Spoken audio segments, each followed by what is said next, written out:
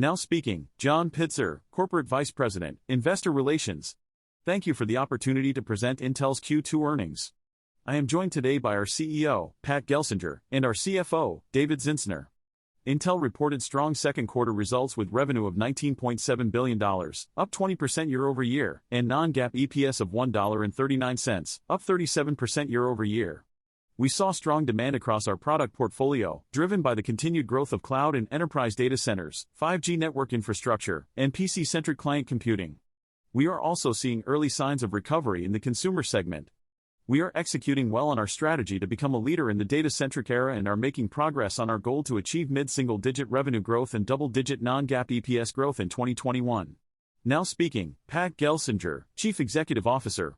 We are seeing a recovery in the industrial market, driven by the return of automotive and factory automation.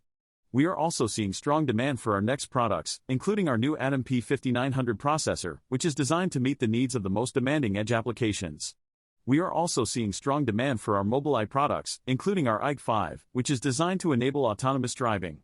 We are encouraged by the progress we are making with our customers and partners on autonomous driving, and we remain on track to launch our first commercial autonomous vehicle in 2024. In summary, we delivered strong results in Q2, exceeding expectations on both the top and bottom line. We remain committed to delivering on our strategic roadmap, achieving our long-term goals and maximizing shareholder value. Intel delivered strong second quarter results that exceeded expectations on both the top and bottom line, demonstrating continued financial improvement and confirmation of their strategy in the marketplace. Intel is executing well on their process and product roadmaps, and they are on track to 5 nodes in 4 years and to regain transistor performance and power performance leadership by 2025. Intel is strategically investing in manufacturing capacity to further advance their IDM 2.0 strategy and overarching foundry ambitions while adhering to their smart capital strategy. Intel is championing an open ecosystem with a full suite of silicon and software IP to drive AI from cloud to enterprise, network, edge and client across data prep, training and inference in both discrete and integrated solutions. Intel is poised to ship their 1 millionth 4th Gen Xeon unit in the coming days, and they are seeing strong customer demand for their 4th General Xeon scalable processor. Intel is making good progress with 4th Gen AI acceleration capabilities, and they are now estimating more than 25% of Xeon data center shipments are targeted for AI workloads. Intel is also making key advancements in next-generation technologies, such as their test chip, Tunnel Falls, a 12-qubit silicon-based quantum chip. Intel is seeing a recovery in the industrial market, driven by the return of automotive and factory automation, and they are seeing strong demand for their next products, including their new Atom P5900 processor. They are also seeing strong demand for their Mobileye products, including their IQ5, and they remain on track to launch their first commercial autonomous vehicle in 2024. Now speaking, Dave Zinsner, Chief Financial Officer. Good afternoon, everyone. Intel had a strong second quarter, comfortably beating guidance on both the top and bottom line. Revenue was $12.9 billion, more than $900 million above the midpoint of our guidance. Gross margin was 39.8%, 230 basis points better than guidance on stronger revenue. EPS for the quarter was 13 cents, beating guidance by 17 cents. Operating cash flow was $2.8 billion, up $4.6 billion sequentially. Net inventory was reduced by $1 billion or 18 days in the quarter, and accounts receivable declined by $850 million or 7 days. Net capex was $5.5 billion, resulting in an adjusted free cash flow of negative $2.7 billion, and we paid dividends of $0.5 billion in the quarter. We recently completed a secondary offering of Mobileye shares and have an upcoming investment in our IMS nanofabrication business by Bain Capital, which will generate more than $2.4 billion of cash and help to unlock roughly $35 billion of shareholder value. We exited Q2 with cash and short-term investments of more than $24 billion. CCG delivered revenue of $6.8 billion, up 18% sequentially and ahead of our expectations for the quarter. Kai revenue was $4 billion, ahead of expectations and up 8% sequentially, with the Xeon business up double digits sequentially. FPGA products delivered a third consecutive quarter of record revenue, up 35% year-over-year. Next revenue was $1.4 billion, below our expectations in the quarter and down significantly in comparison to a record Q2 '22. Mobileye continued to perform well in Q2 with revenue of $454 million, roughly flat sequentially and year-over-year. Intel Foundry Services revenue was $232 million, up 4x year-over-year and nearly doubling sequentially. Operating expenses were down 14% year-over-year. For Q3, we expect revenue of $12.9 billion to $13.9 billion. At the midpoint of $13.4 billion, we expect client CPU shipments to more closely match sell-through. We're forecasting gross margin of 43%, a tax rate of 13% and EPS of 20 cents at the midpoint of revenue guidance. We expect net capital intensity in the mid-30s as a percentage of revenue across 23 and 24 in aggregate. Despite a slower than expected recovery in key consumption markets like China and the enterprise, we maintain our forecast of sequential revenue growth throughout the year. We remain focused on the execution of our near and long-term product, process and financial commitments and the prioritization of our owners' capital to generate free cash flow and create value for our stakeholders. Deutsche Bank analyst Ross Seymour inquired, Pat, what drove the strong performance in the data center segment this quarter and what are the potential risks going forward? Specifically, how is the competition between accelerators and CPUs impacting the market and when do you expect it to end?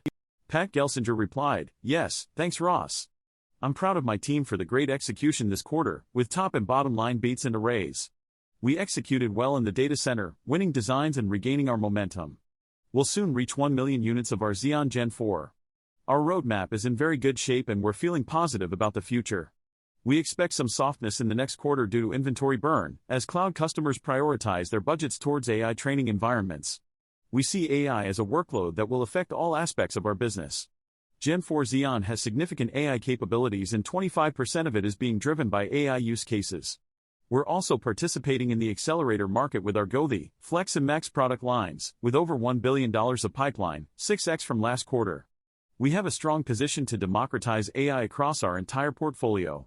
Deutsche Bank analyst Ross Seymour inquired, Dave, can you discuss the factors that impacted gross margin in the third quarter and how they may affect it in the second half of the year? Dave Zinsner replied, yes, Ross.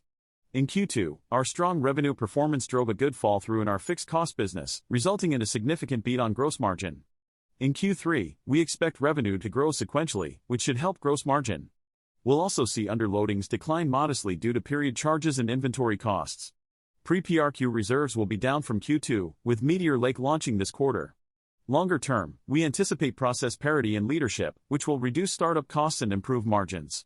We're optimistic about gross margins over the long term, with meaningful improvement by 2026 and further opportunities for improvement in subsequent years.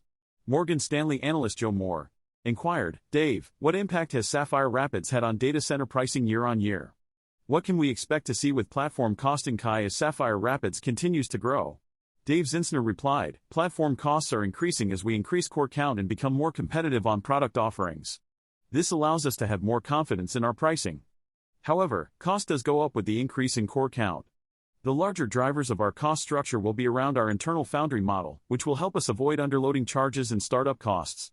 With the launch of Sierra Forest and Granite in the first half of next year, we will be able to produce more competitive products for the data center side, which should help improve our gross margin outlook and overall P&L of data center. Morgan Stanley analyst Joe Moore inquired, can you provide an update on enterprise versus cloud server trends in Q3, particularly in North America and China? Pat Gelsinger replied, yes, as we mentioned, Q3 is expected to be a bit weaker due to a combination of factors. These include data center digestion for cloud providers, enterprise weakness, inventory issues, and pressure from accelerator spend. Despite this, our overall position is strengthening with improved products, AI capabilities, and use cases such as graph neural networks. We are also executing on our Gaudi 2, Gaudi 3, and Falcon Shores roadmap, with the first wafers for Gaudi 3 now in hand. We remain optimistic about the long-term opportunities in data center. Evercore IC analyst CJ Muse inquired, could you please elaborate on how AI is a TAM expander for servers, and how it will lead to increased unit sales? Pat Gelsinger replied, yes, AI is driving workloads across the full spectrum of applications. We're building AI into every product we make, from clients to edge platforms for retail and manufacturing, to enterprise data centers. We're democratizing AI, opening the software stack, and creating an industry ecosystem. AI is part of the trillion-dollar semiconductor opportunity, and Intel is well positioned to participate in it. Evercore IC analyst CJ Muse inquired, what benefits are you seeing from 18A and backside power scaling, and how are your foundry customers responding? Pat Gelsinger replied, yes, thank you. We've made good progress on our 5 nodes in 4 years, culminating in 18A. This quarter we received a positive response to PowerVia, our backside power technology which is ahead of the industry. We were also pleased with Ericsson's announcement, affirming their belief in 18A. Additionally, we made significant progress with 2 major 18A foundry customers and have a growing pipeline of potential customers. our advanced packaging technologies are also in high demand due to AI machines being packaging limited, so we've set up a specific packaging business unit within our foundry business to pursue these opportunities. UBS analyst Timothy R. Curry inquired, Dave, what is the current status of the Arizona fab and how does it affect gross capex for the year? Dave Zinsner replied, yes, we managed capex better than expected this quarter, resulting in lower capital offsets. We are still on track to meet our anticipated capital offsets through SIP for the year.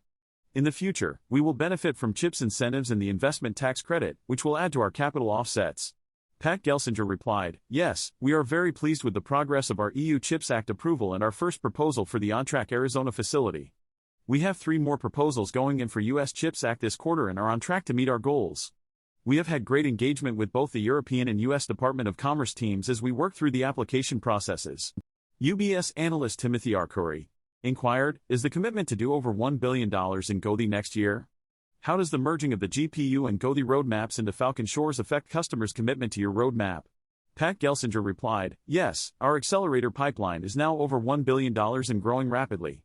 Gaudi 2 is shipping volume product today and Gaudi 3 will be the volume product for next year. We have a simplified roadmap that brings together our GPU and accelerators into a single offering. We're adding FPA, PyTorch 2 support, and more language models and programmability to the software stack. We now have Gaudi 3 wafers and expect to provide positive updates in the future with customers and expanded business opportunities. Melius research analyst Ben Reitzes inquired, Pat, what is the aha moment with AI that will accelerate Intel's client business? Pat Gelsinger replied, yes, we are seeing AI-enabled applications become more prevalent. We are seeing people use the cloud for tasks such as writing research papers and simplifying homework assignments. However, for many applications, AI must be done on the client in order to be effective. This includes real-time language translation, transcription, automation, inferencing, relevance portraying, generated content, gaming environments, real-time creator environments, and productivity tools. We are bringing native AI capabilities to the market in the second half of the year, with Intel as the volume leader for the client footprint. This will democratize AI at the client and at the edge, and we expect it to become a driver of the total addressable market. Melius research analyst Ben Reitzes inquired, can you provide more insight into your sequential guidance for the client business and discuss your confidence in that growth? Pat Gelsinger replied, we have seen a significant shift in our inventory levels quarter on quarter. We worked through our inventory in Q4, Q1 and some in Q2, and now our OEMs and channel partners are at healthy levels. Demand signals for our client business remain strong, and we have gained market share in Q2. This gives us good momentum heading into the second half of the year with a strong product line.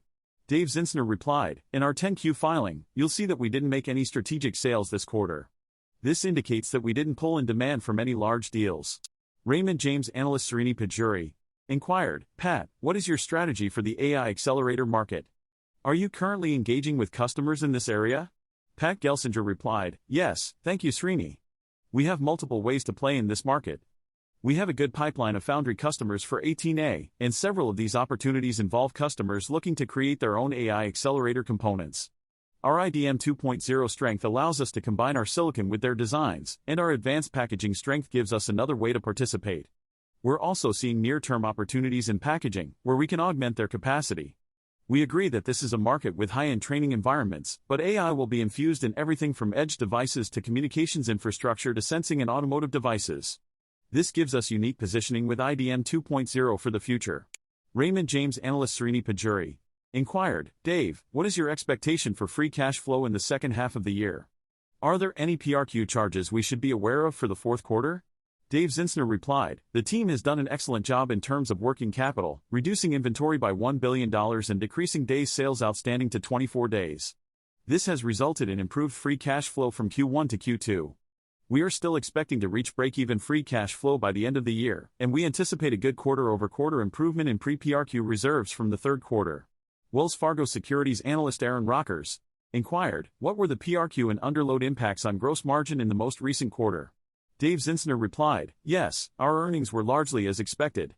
Revenue was lower than anticipated, which resulted in a smaller impact on our bottom line. We anticipate both revenue and earnings to be lower in the third quarter. Wells Fargo Securities analyst Aaron Rockers inquired, could you provide an update on Gaudi's deployment in the hyperscale cloud and how it will compete against large GPU competitors? Pat Gelsinger replied, yes, absolutely. We are seeing strong customer demand for our Gaudi 2 ML perf numbers, which demonstrate significant TCO benefits. We have Gaudi instances available on AWS and are working with Tier 1 cloud providers such as Stability AI and Genesis Cloud. Additionally, we have 1,000 customers taking advantage of our Intel Development Cloud, where we are building a 1,000-node Gaudi cluster to enable customers to test and train at scale. We are confident that this demand will continue and are excited about the opportunities ahead. We look forward to talking to you more, particularly at our innovation in September. We'll be hosting an investor Q&A track and we hope to see many, if not all of you there. It will be a great time. Thank you.